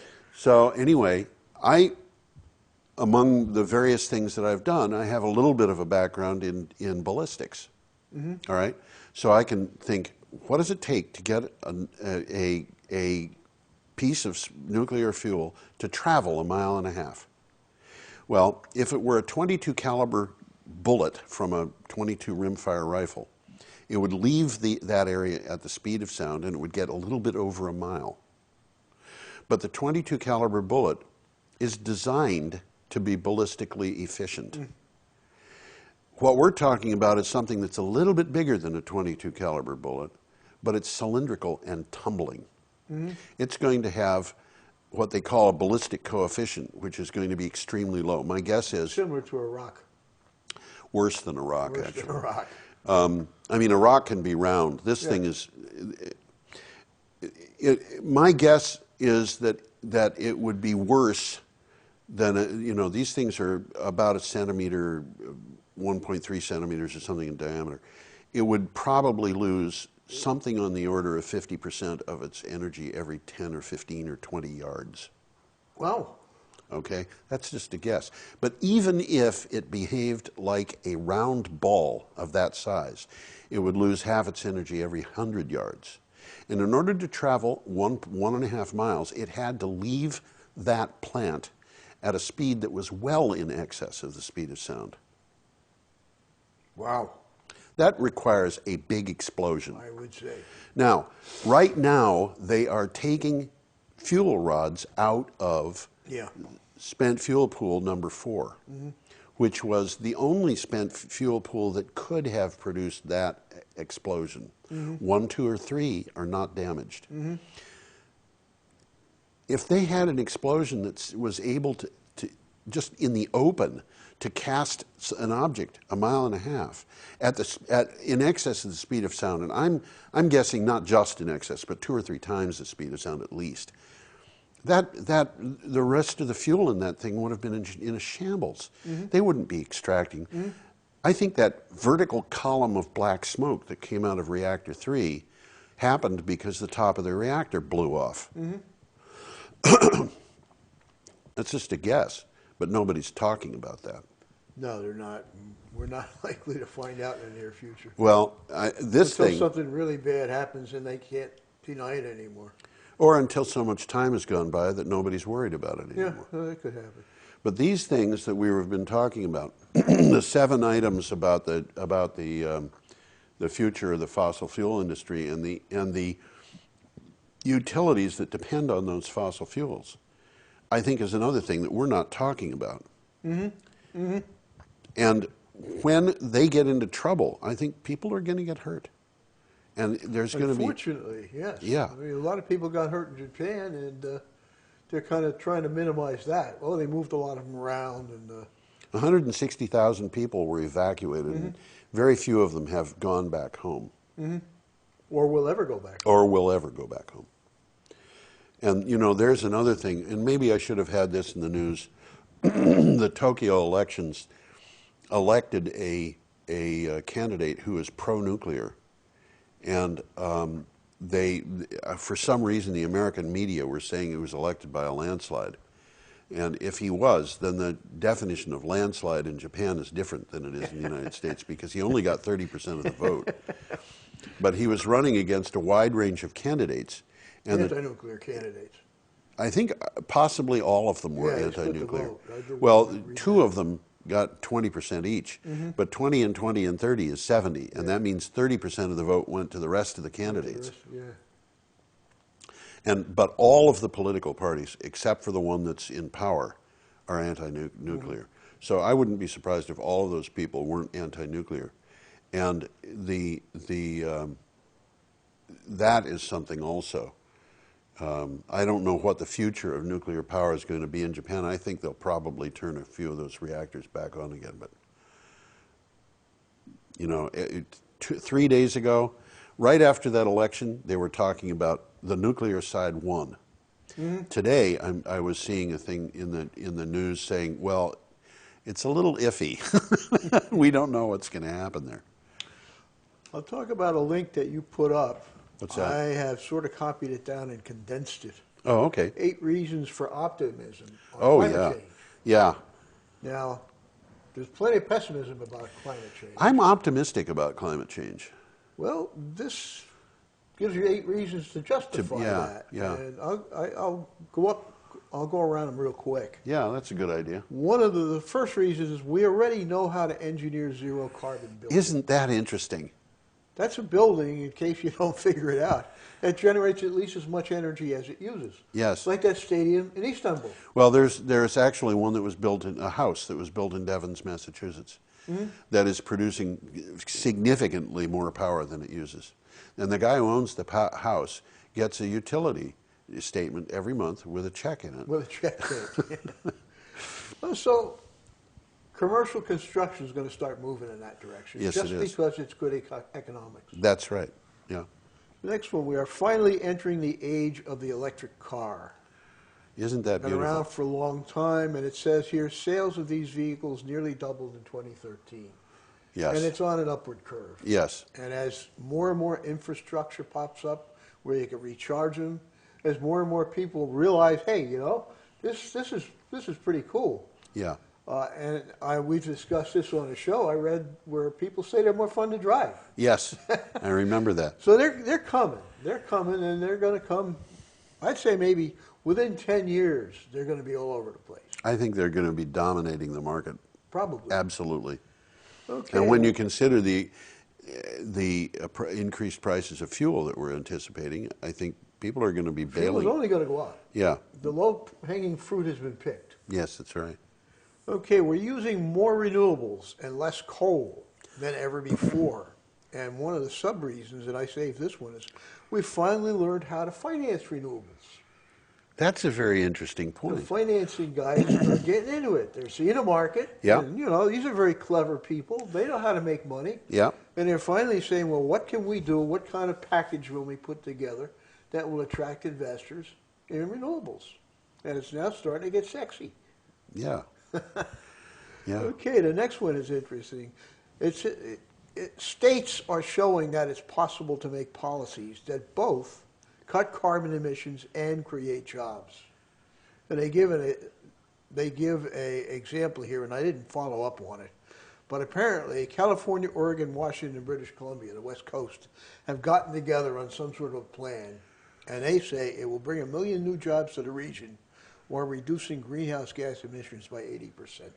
Wow. Well, I didn't check those figures, but They they're sound- certainly going to move in that direction. That sounds reasonable. I looked at, the situation in Vermont a couple of years ago, and based on, basing projections just on the numbers I was getting from Europe,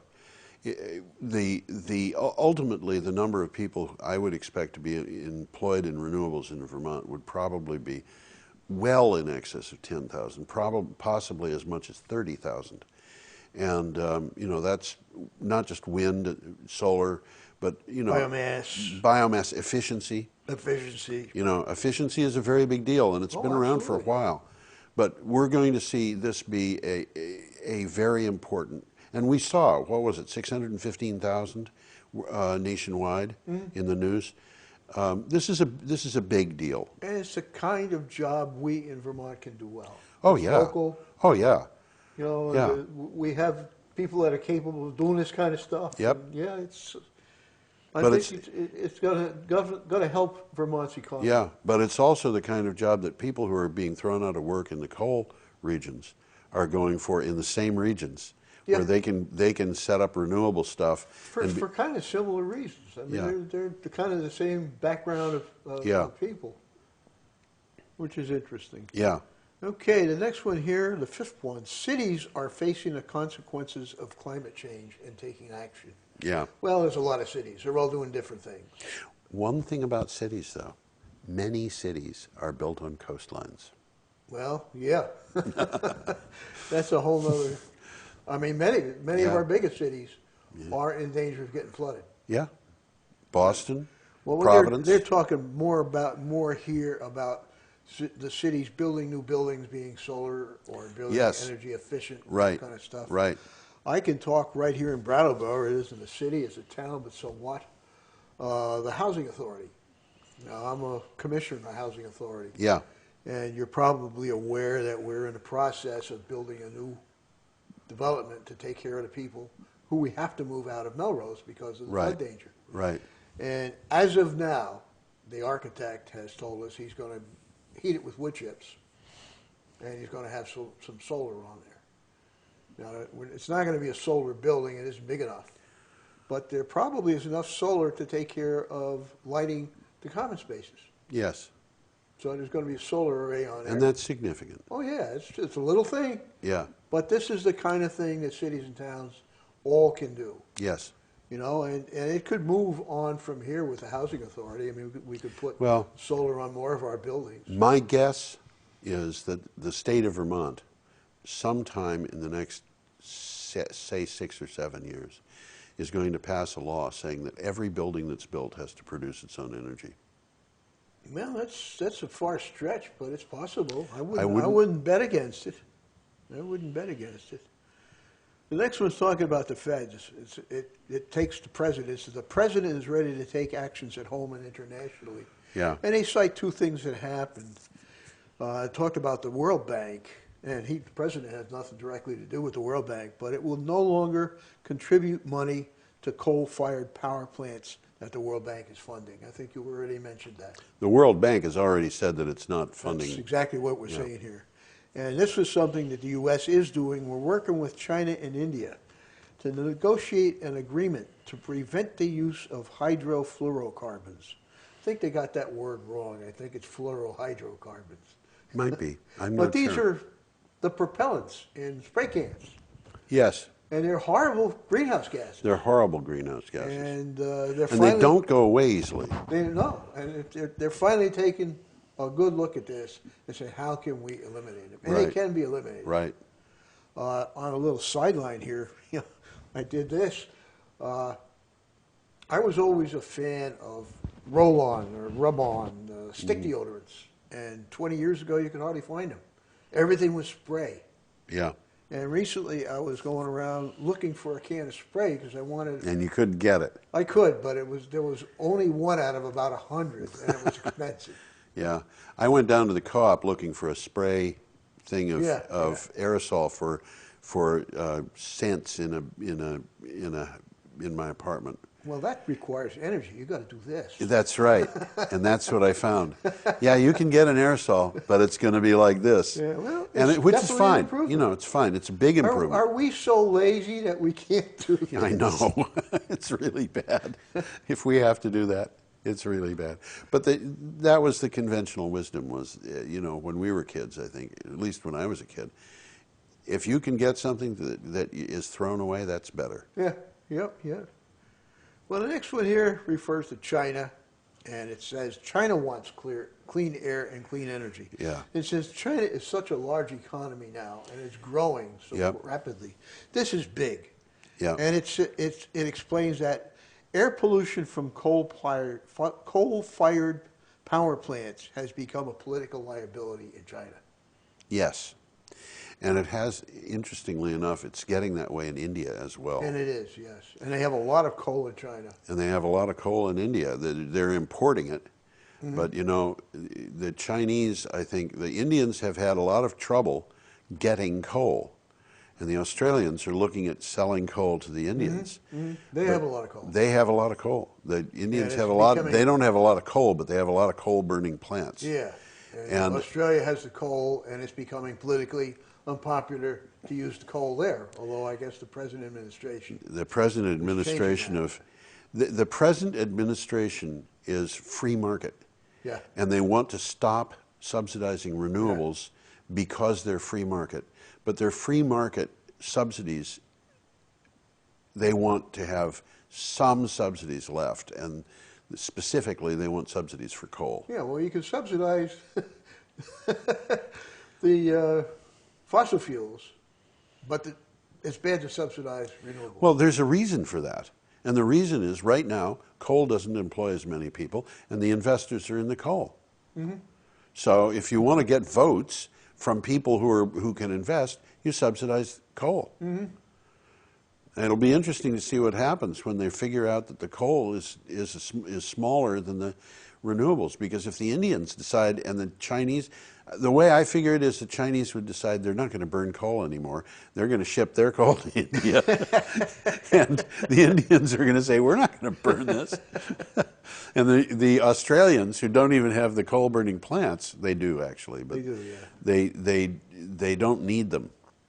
And the final one is very interesting. Renewable energy is on the rise around the world. It is. I mean, everybody's aware of that. Yeah. But the example they give is interesting.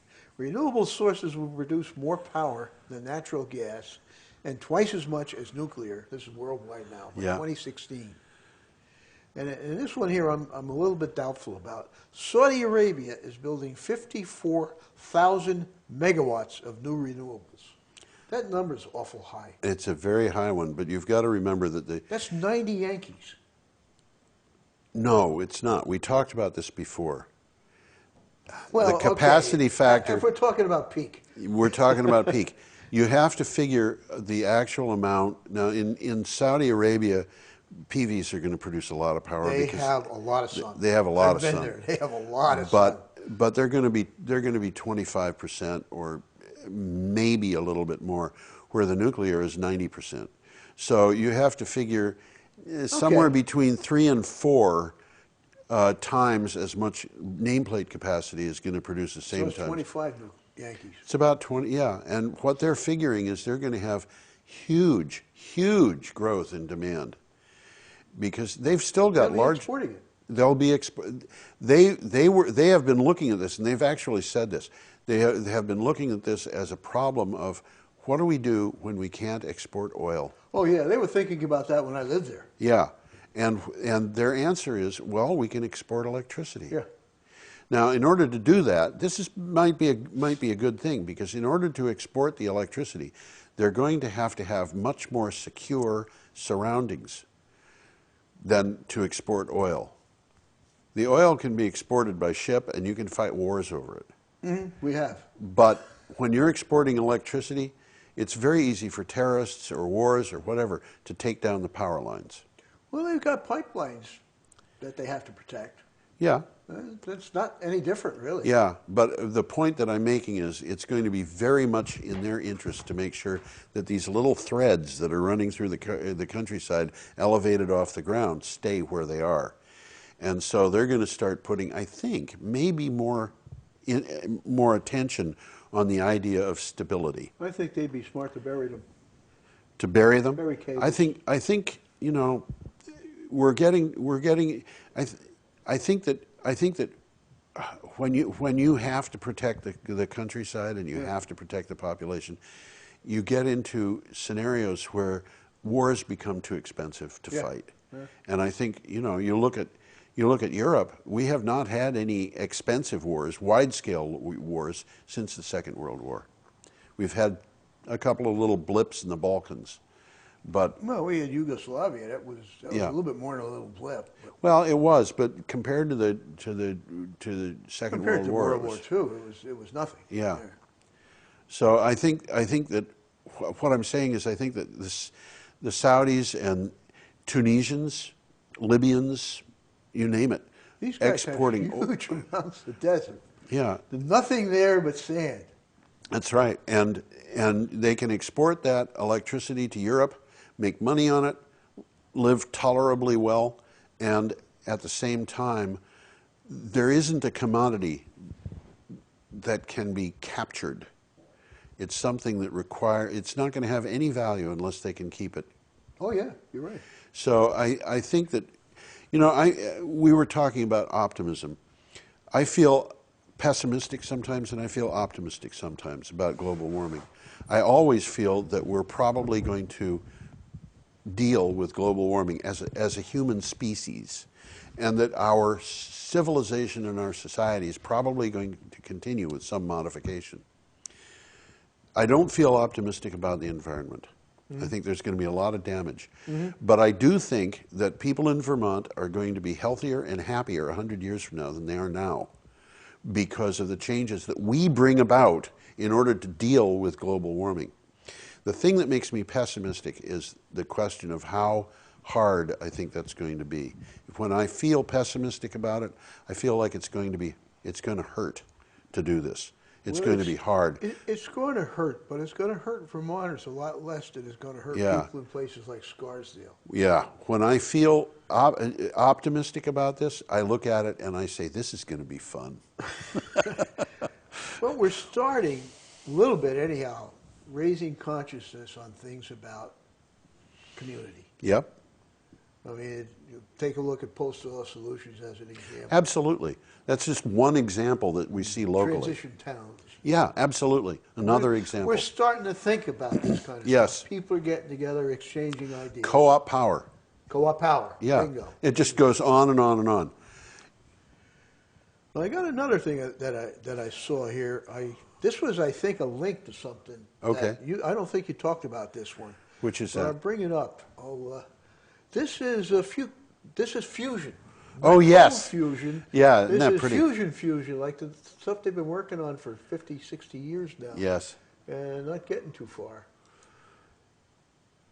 Yeah, let's get it up here. That's the first time I've seen something that looks like a tin can Yeah. being used in a fusion reactor. This is called a Hohlraum in German, which I think means a whole room.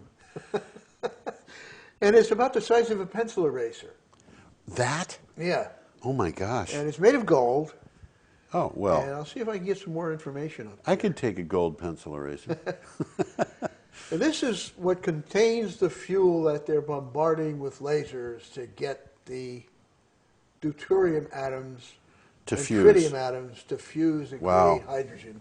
Wow. And they have just, in the last few days, succeeded in doing it Yeah, using lasers. yeah, And they're still putting in much more energy than they're getting out. yeah, But they're actually accomplishing what they want to do. yeah. A long time ago, the 70s, I guess, I lived in Princeton. And one of my neighbors worked in a fishing company, Fission Energy Corporation, I think it was called. And I remember talking to him about it. And I was saying, what we need is something like a Manhattan Project to get this going. He said, it wouldn't work. It wouldn't work. He said, all these things have to take their time. They have to take steps one before another. Mm-hmm. And an immense project wouldn't speed it up sufficiently to justify it. Yeah, And here we are, what, 60 years later, 50 years later, and we're just getting to the point. Although there has been other kinds of fusion, they've never done it with lasers before. I'll read a little bit about this. yeah, go I'll ahead. bring it up. This is a metallic case called the Hohlraum. Holds the deuterium tritium fuel capsule. A series of tests conducted at the NIF. What's NIF? I don't know. Institute for Fusion or It might be. From September through November, scientists used a battery of 192 high-powered lasers to bombard a tiny pellet inside a gold chamber less than an inch long. Inside the pellet was a hair-thin layer of two hydrogen isotopes, deuterium and tritium, chilled to a temperature more than 400 degrees below zero. Well, 50 years ago, we couldn't create 400 degrees below zero. We could get close to it, though. What was it? I have a story I can tell you, but continue. I'll continue on this. Yeah, The gold converts the laser light. Oh, I know what I was thinking here I wanted to say. In hearing about this on the radio, Yeah. it was on Vermont Public Radio last Okay. night. Hearing about this, for a very brief period of time, those lasers were using more energy than the United States was consuming totally. oh my gosh. Okay, crazy. the gold converts the laser light into a bath of X-rays, which cause the surface of the capsule to explode. That drives the capsule inward onto itself, an implosion that builds up pressure on the hydrogen isotopes. And again on the radio, they compared it to compressing a basketball to the size of a grape. Oh my gosh. Yeah, The pressure compresses the deuterium-tritium mix to a density more than double that found in the center of the sun. Hurricane said, the engineer's name was Hurricane. That's his Yeah. last name. That's his Yeah. real name. yeah, Hurricane said then that the Hurricane said the pressure compresses. It was the end of the last sentence. yeah, Then the deuterium and tritium fuse into one, releasing neutrons and alpha particles, which are helium atoms, yeah, without the electrons. yeah. And in a seventh of a billionth of a second, it's over. However, the most recent experiments produced more helium nuclei, which increased the reaction rate, which produced more alpha particles, Hurricane said. It's that bootstrapping, he said, may lead scientists to eventually produce a reaction that yields more energy than it consumes. Yep. That's their holy grail. Yeah. It sounds very modest than it is, he said, but this is kind of closer than anyone's gotten before, and it's very unique to finally get as much energy out of the fuel as was put into the fuel. Amazing. So we're getting there. I don't We think are. I've got it. I do have another one, another thing here. Building the largest solar thermal project in the world. You can see that picture up there. Those are a whole bunch of little mirrors.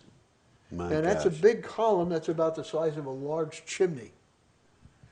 So with our parent company, NRG Energy Incorporated, clever name, Yes. along with Google, Bright Source Energy, and other investors, we, whoever we is, are building what will be the largest solar thermal project in the world when completed in 2013. So this must exist already. This is This is Ivanpah. Ivanpah. We've talked about that. Yeah. Located near Ivanpah, California.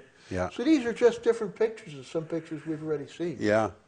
In the Mojave Desert, the Ivanpah Solar Electric Generating System will generate at least 392 megawatts of electricity, nearly double the amount of commercial solar thermal energy now generated in the United States.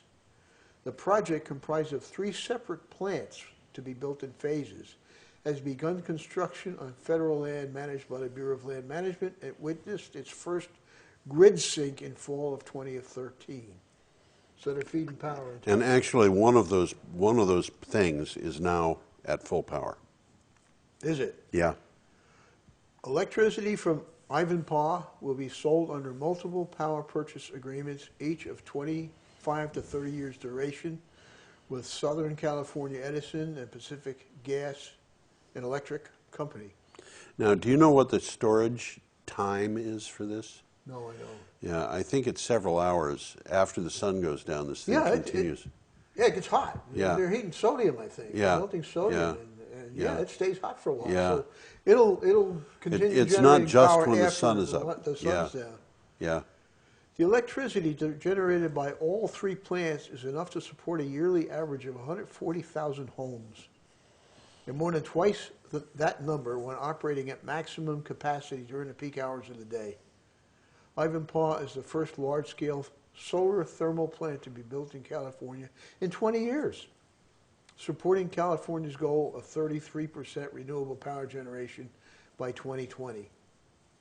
And it also provides a boost to the local economy by creating 2,650 construction jobs at its peak and 86 operations and maintenance jobs ongoing. And it also supports 76 supply chain jobs across 17 states. So this isn't chopped liver. No, this is a big deal. This is a big deal. It's got a higher capacity factor than solar PVs would have. So it's producing a greater percentage of the amount of power that you would expect out of a greater percentage of the nameplate capacity. But it also produces power when the sun is down, and this is hundreds of megawatts. Yeah. So it's the equivalent of a pretty good sized power plant. Not the equivalent of a good-sized nuclear power plant by any stretch of the imagination, but it's maybe a tenth or a fifth even of a nuclear power plant. I forgot the numbers already. I think it's I don't want to 345 scroll through 'em again megawatts. and find 'em, but Yeah, no, it's not as big as a nuclear plant, but it is very significant. yeah. I wanted to tell you the story of my ex-wife's brother, who came home from 4th grade with a note that said, "This boy is retarded. He should be, or mildly retarded. He should be in a special classroom." And the next year, he came back with another note from a different teacher, which said, "This boy is not at all retarded. He's got a problem, which is that he's a genius." And That can happen. it can happen. And he dropped out of high school partway through his senior year because he found out that he couldn't graduate because his reading skills were too low and he wouldn't be able to. He had an argument with an English teacher who said, "There's no way you're going to pass this course." So he dropped out, and the first thing that he did was he started spending all his time reading. And he got his GED 2 weeks before his class graduated. And then he got a job as a guy who pumped gas in a gas station because in New Jersey you couldn't do it yourself. Yeah, right. You still can't. Yeah, and then the gas station owner realized that he was a fairly bright kid, so he started teaching him things like how to repair automatic transmissions and things like that. Well, after a little while, Alex decided that he needed more than this.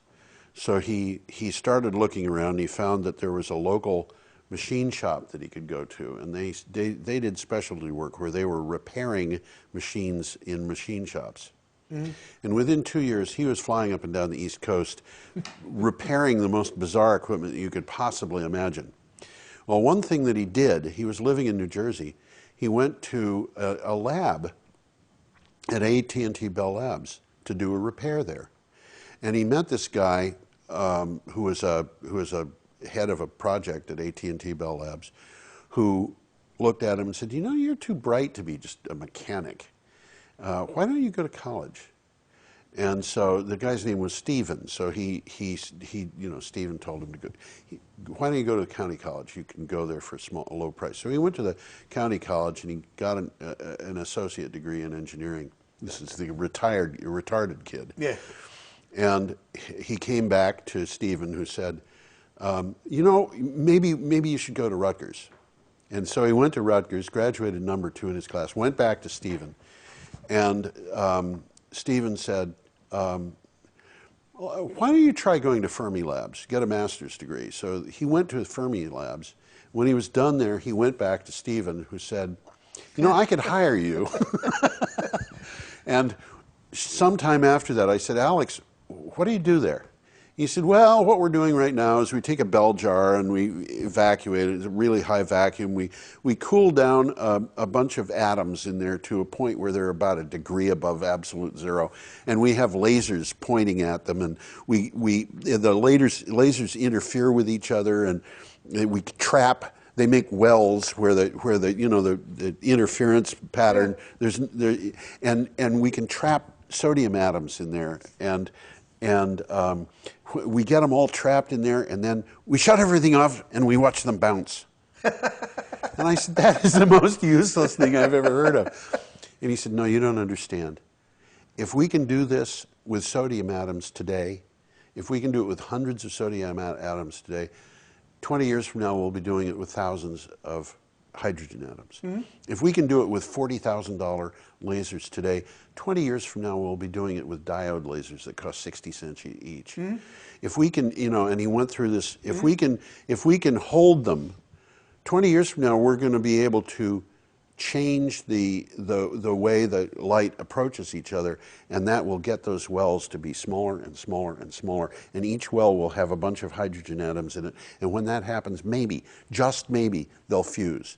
And if that works, then the day will come when you walk into the local hardware store and you say, "I want one of those," and they sell you a container that looks like a grapefruit can, and it costs $2,000 or whatever it costs, and you take it home and you plug it in where your electric meter is, and you pour a pint of water in, and you're good for the next 1,000 years.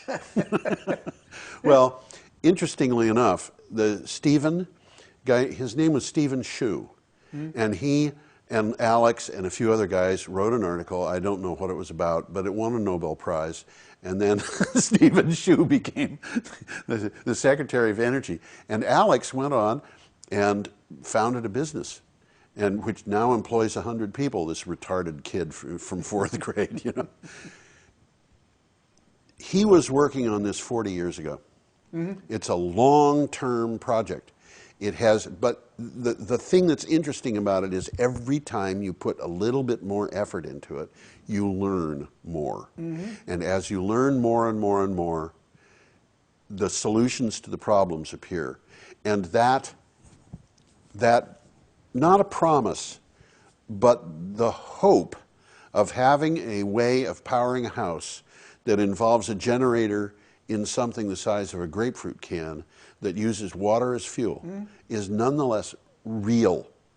Well, I can believe it. I mean, that's the ultimate goal of fusion. It is fusion. It is fusion. And of course, this is exactly what my friend down in Princeton was talking about. Yeah, exactly. You learn these things step by step. It takes time and it can't be accelerated. That's right.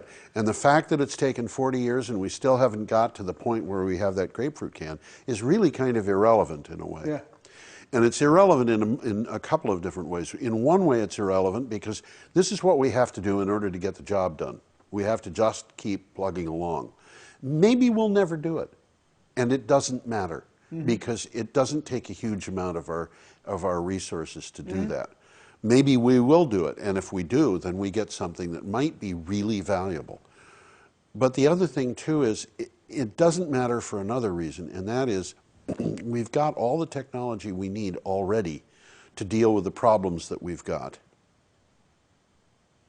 We can overcome global warming. We can overcome the sixth of the world's population that has no electrical. We can give them electricity if they want it. We can overcome a lot of problems, and in the course of doing that, we can also produce local jobs in local economies that are healthy, make the environment better, reduce global warming problems, and come out of this in a way that, as I said, I think 100 years from now people will be healthier and happier than they are today. All of this is possible. We have to develop the will to make it happen. Well, I think the will happen. Yeah. Yeah, this is why these things that we've been talking about, the finances are going to favor it. Eventually, yes. If there's money to be made, people are going to jump in. And Yeah. Here it is. Here it is. I think that's what's going to happen. People are going to realize that there's a lot of money to be saved and a lot of money to be made doing an honest day's work for an honest day's pay. Oh, how horrible. But, you know, an honest day's work doesn't have to be hard. No, it doesn't. And as I said, in this case, I think it might be fun. I think we're pulling on to the end of our second hour. No, I think we've passed to the end of our second hour. Well, I hope they include all this stuff because it's fun. They might. They will, Well, I guess. there's no time limit on the second part. That's of it, I right. don't think. Yeah. Well, you know, again, they could easily take the second half of this and make it into Make it a into program. another show. They did with Yeah, that one. Yeah, I got your note. Yeah. That's good. That's good. Yeah. Well, okay, I guess. We're done for the day. So we'll say goodbye. Bye.